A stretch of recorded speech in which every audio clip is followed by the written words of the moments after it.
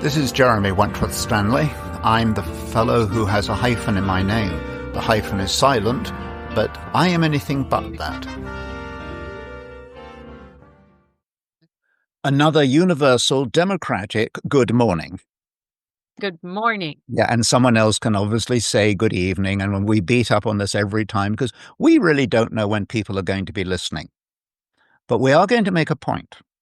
Whenever you're listening is the right time. I don't think I'll say any more then. Okay? Sorry. I think the one thing I want to say is we've heard this from our listeners across the board. People are getting very engaged in this whole area of restoring the dignity of the human being. And every time we tackle it, we can almost feel that whatever compartment or bracket we're looking at of the human experience, this dignity issue ranks first and foremost. It just is at the top all the time. Right? Exactly. And one of the things we'd like to bring to the table is, as much as people, as you say, they're listening at the right time, we also need an opportunity to express these ideas in workshop settings. Yes. The workshop settings, as you well know, these are times when people come together, they engage with one another. There's debate, there's discussion, it's conversation, sometimes in the hallways, but wherever it happens, it's a very good way to coalesce this whole human endeavor. We also have safe environment or excuse me. Yeah, and also we have the worksheets. We have the living journal, we have the living schedule, and we have the living chart. And each one, as a framework, but each one is incredibly helpful to us understanding actually who we are and what we can be to somebody else. And therein lies the entire human experience. I am and you are. And we bring those two together, we're likely to get a better result. Which brings us then to where we are this morning, not this morning, now. And just so everybody knows who's doing the talking, we've got Jeremy Wentworth-Stanley. He's the voice of Respectonomics, and Sarah Benton, who's my co-host. And this morning, and Sarah, you have a lengthy experience in human resources and the dynamics thereof. And we're going to be talking about behavior in the workplace. But having said in the workplace, it's much broader than that. It happens in service clubs. It happens in faith organizations. It's wherever, in fact, there is human organization.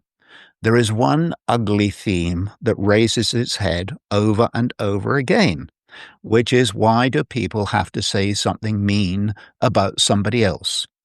And by mean, I'm talking about something that's derogatory, it's mean-spirited, it's repressing, any of those kinds of really nasty words, actually. But why is it that we have this, what seems to be a continuing experience of tramping on somebody's parade? And I think when any of us talk about this in as sort of abstract as we are now, we all know that it is appalling behavior. And it doesn't help and it doesn't build. In fact, it's destructive. It's unnecessary. It's not only destructive to the people that it's happening to, right? But if somebody actually really pauses and thinks about it, it's destructive to themselves. Absolutely. Yeah. On my list to start with, and this is more probably a social comment. Well, I shouldn't say social because it goes to the heart of what we're talking about, the sort of the human organization. And society, of course, is a human organization. But the one thing that we engage in easily is gossip. Yeah. And gossip is first cousin to abusing somebody to their face. The difference is you're not doing it to their face. Right. Which is incredibly dishonest in and of itself. And I think one of the clearest definitions of gossip is that, is this something you would actually say in front of the individual? Right. And if the answer is no, then in which case we are engaging in gossip. Right. And it's not, as we all know, it's not an attractive thing. But I think it goes to the heart of something you said that I'd like you to explore with us. And that is, when I gossip, I think I'm also expressing something about myself, as distinct about making an objective and comment about the other individual. I think I'm making a subjective comment about myself that expresses something about myself that actually isn't very attractive. Right. I was wondering what you thought about gossip. Yeah, I mean, like you say, it's something that's so prevalent amongst so many different communities or networks Hmm. or environments. So whether that be friends, it can happen in family, it can happen in Right. social gatherings, it can happen in, like you say, community, Yeah. small business, larger businesses, and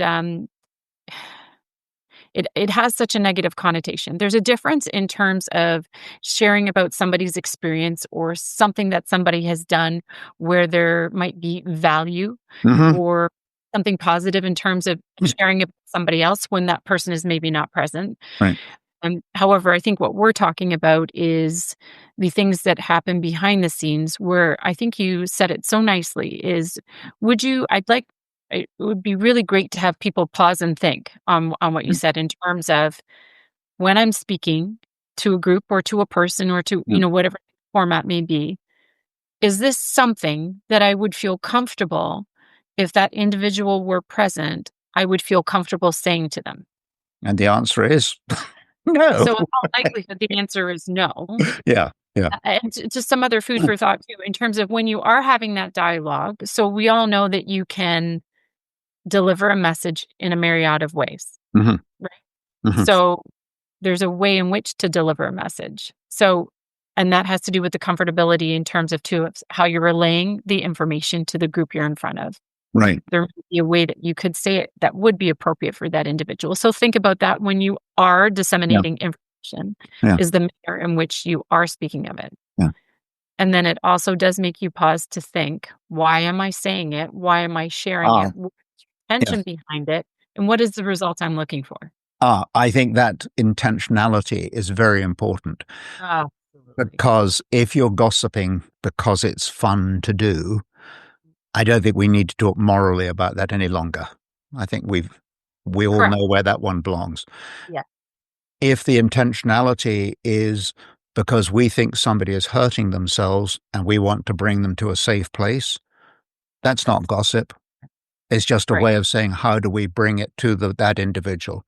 One of your strengths is how do you bring an approach to somebody in a way that dignifies them? Right. Respectonomics 101. Yeah. How do we dignify that individual with recommendations that there's another way of doing something or saying something or being something? Yeah. And I think personally, I find that always a struggle. I find it very difficult. However, I do know one thing. When there is a gossip going on, and Mhm. you'll never guess what he said, well, you know what she said, well, I'll tell you what I said, and you get this whole vortex. I don't know if you've done this, but it's actually quite funny. You actually say something positive about the individual. You just say it. No matter what it is, you just say they've got a lovely family. Right. They've got they drive a beautiful car or they play a brilliant game of tennis, whatever it is. We can always think of something Mhm. that is, actually an accolade On the upswing. on the upswing. And it's Mhm. fascinating when you do that in the middle of one of these gossips. What actually happens? The gossip just stops. I was just gonna say completely well, it's like redirect. It does. It's one of Right. your resets, redirects. So that's a Right. useful technique. Yeah. So that's on that part of it. I think I used gossip as a sort of generic introduction to the subject. What Yeah. I'd like to talk about now is the abuse that goes on Mhm. between individuals. And I'm going to say in the corporate setting because it's the one that we probably generally, I think, we're Kind of work environment in general. work environment. I think we're very familiar with it. Yeah. And there's one statistic that I think says a lot about it, and that is that 69% of people who were surveyed at the beginning of the year Mhm. hoped that they would land a dream job. And if I sat that individual down and said, what is your dream job?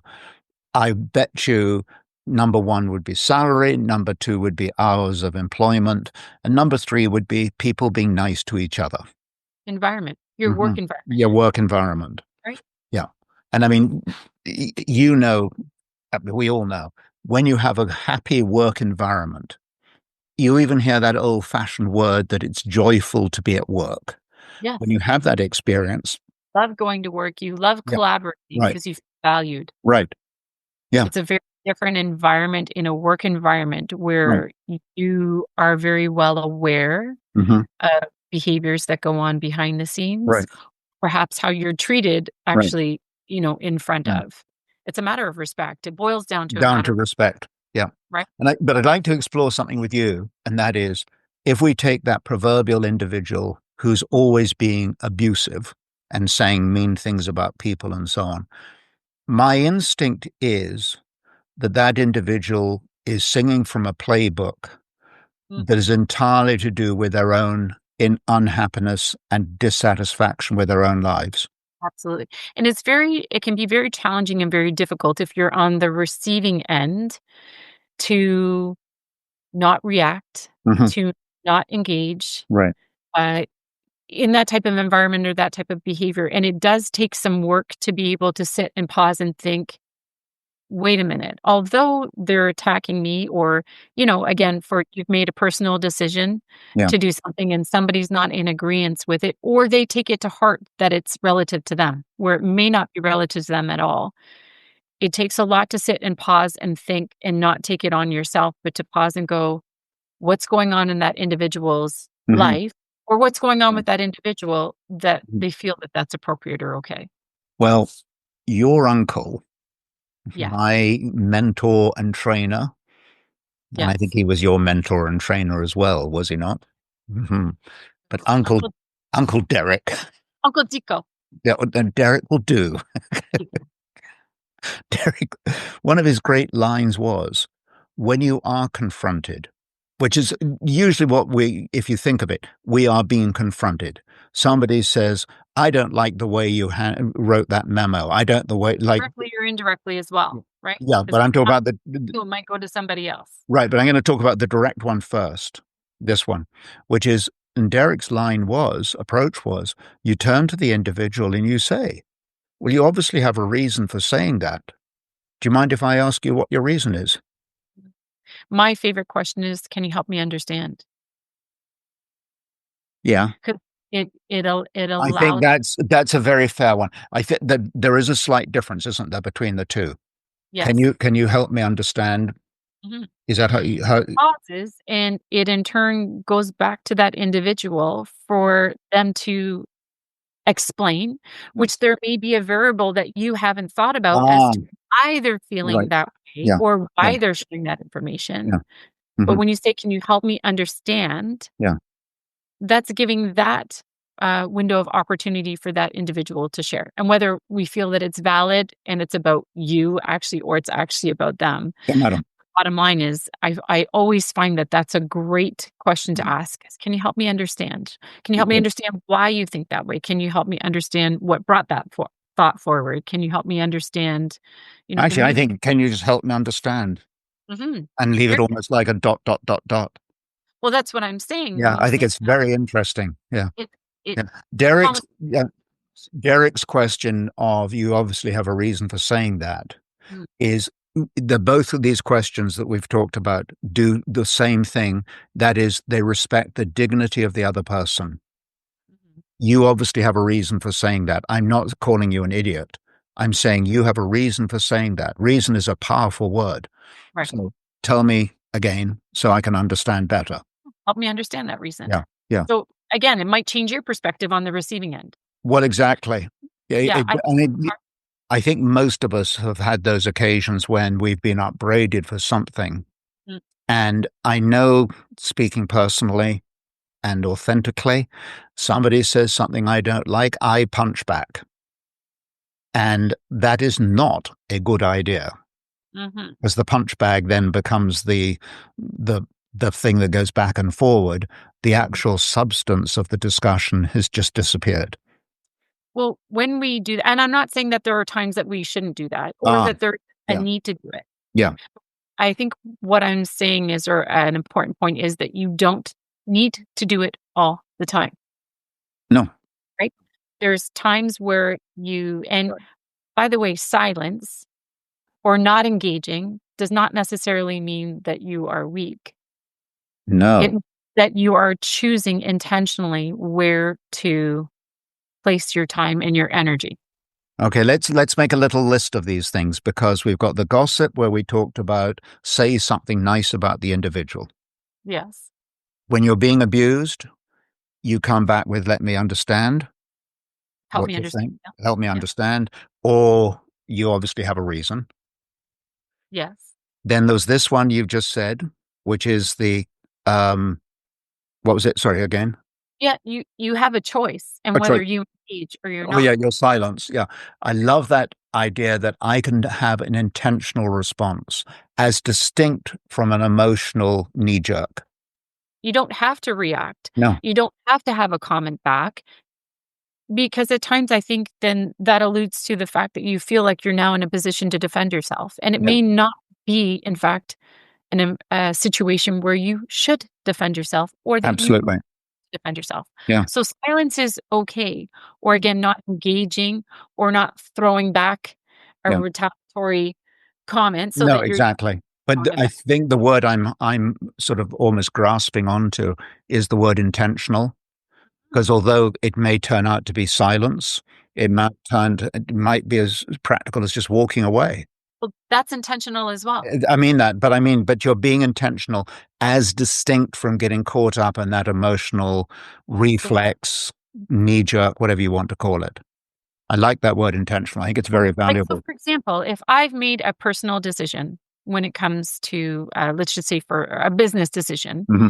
that it's reflective for myself or my environment Yeah, or my family or for my mental health or for my benefit yeah, or what is just good for me, that doesn't mean that I'm making that decision or someone's making that decision against someone else. But it's our automatic reaction if we're the exactly. other side and we don't like that individual's decision Hmm. to get defensive and then to start, Yeah, well, then you when, know, yeah, maybe right. not Yeah, unprofessional yeah. tactics. And then I think you need to pause and evaluate when you see those unprofessional tactics happening. And instead of reacting to them, it's pausing and thinking about why is that But individual. that intentional response again comes to the table. It's a I, time and yeah, place. exactly. And something you said, and I'm going to move away from this in a minute, but one thing you did point out is there is a time to stand up and be counted.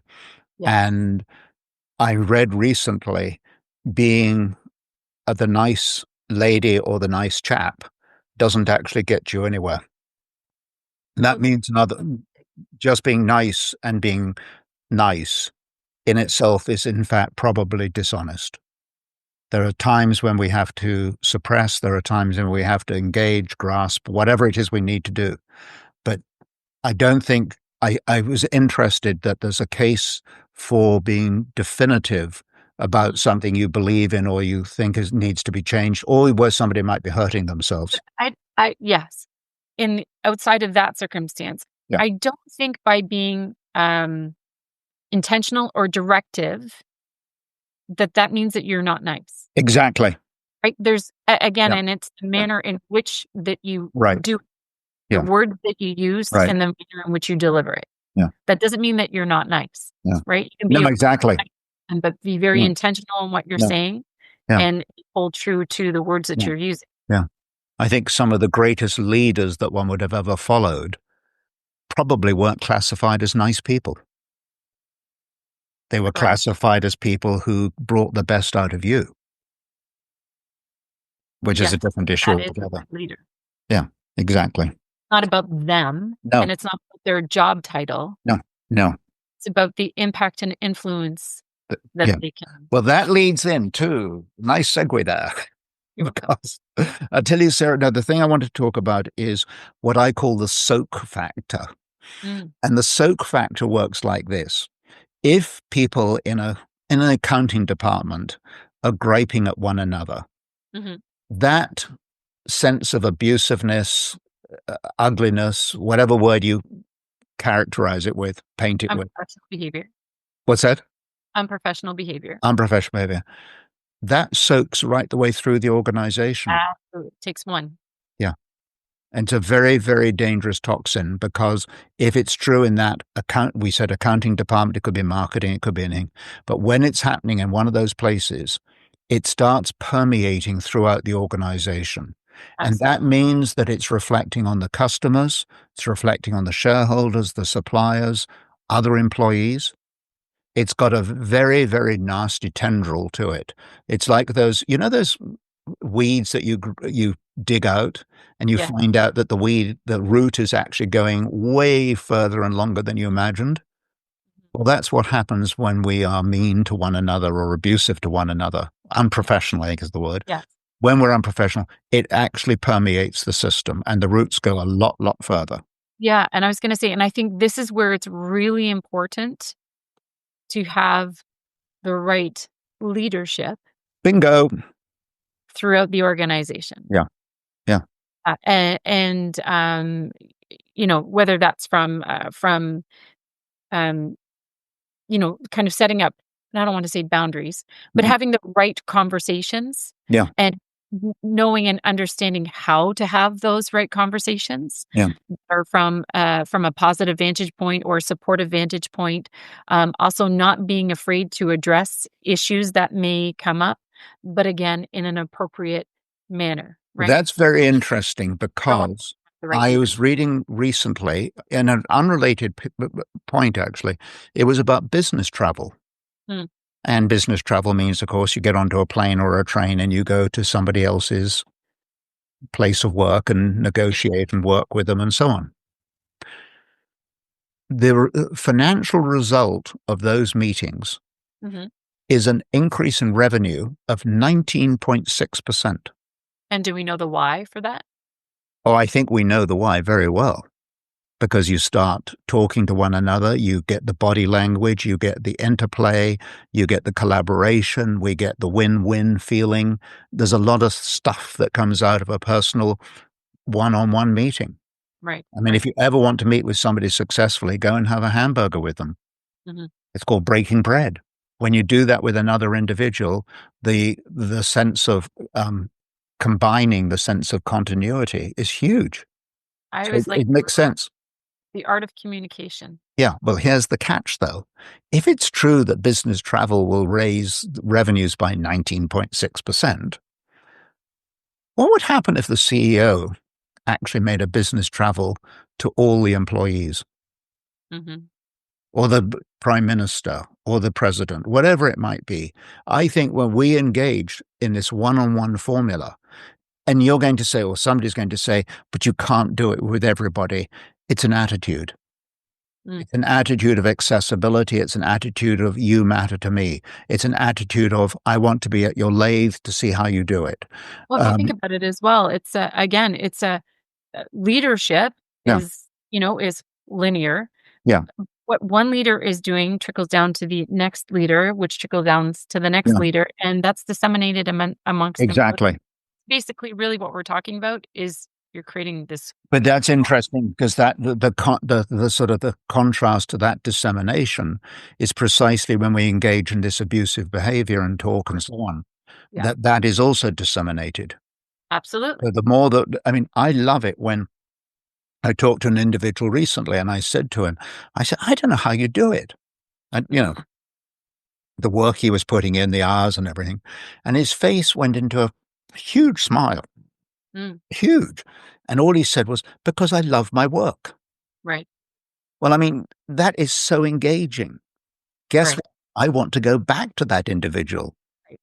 And, when we talk highly of other people, my favorite, they're not around any longer, but Brooks Brothers, Mm, where I bought my suit for my daughter's wedding. And this is in Toronto. And went to buy the suit. And I started talking to the salesperson, and his opening line was how well he is looked after by the company. mm. I mean, what does that make you feel like? If you're well looked after by the company, there's a good chance you're going to look after me. And it was very important to me at that point that the suit would look nice. Right. Mm, And so if you think about it, I implore or encourage people to pause and think about how you're treating people hmm or speaking to people, or if there are decisions that happen that may not you may not understand or they may not be about you, pause and think Yeah. about how you react and treat Right. others, because ultimately, Mhm. the nature of your behavior or your actions reflect on you. Yeah. Yeah.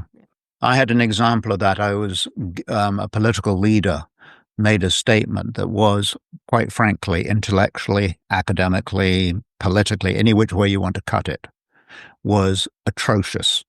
It was Right. steeped in arrogance and elitism. I mean, everything was wrong about it. And what I'm kicking myself is I didn't say, help me to understand what you mean by that. Mm. Well, now it's in your back pocket for next time. Oh, absolutely, because in actual fact, he wouldn't have had an answer. Right. Therein Right. would have been how I won the battle, Right. because he would have lost it by his Right. own, yeah, admission, if you will, or regression. Anyway, but anyway, I think this is an important subject, and if audience and listeners, people would let us know not just their experience about where they've been hurt, but how they thought they could deal with it in Mhm. a way that we can share that with other people. Because this is something, as my mother would say, it can't go on like this. It can't. However, unfortunately, it is very prevalent. Exactly. And Yeah. I'm going to rest my case in a second, but there is one very dangerous sort of oversight or what would you call it? Sort of umbrella to all of this.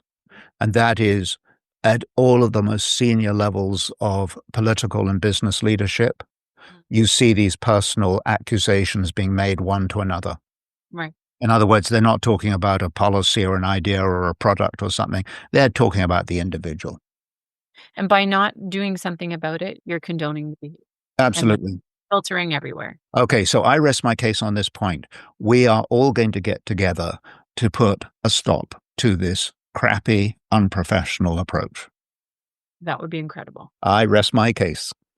No, I think Fantastic. you rest your case too this I time. rest my case. All right, good. We both do. Okay. Thank you, Jeremy. Thank you, Sarah.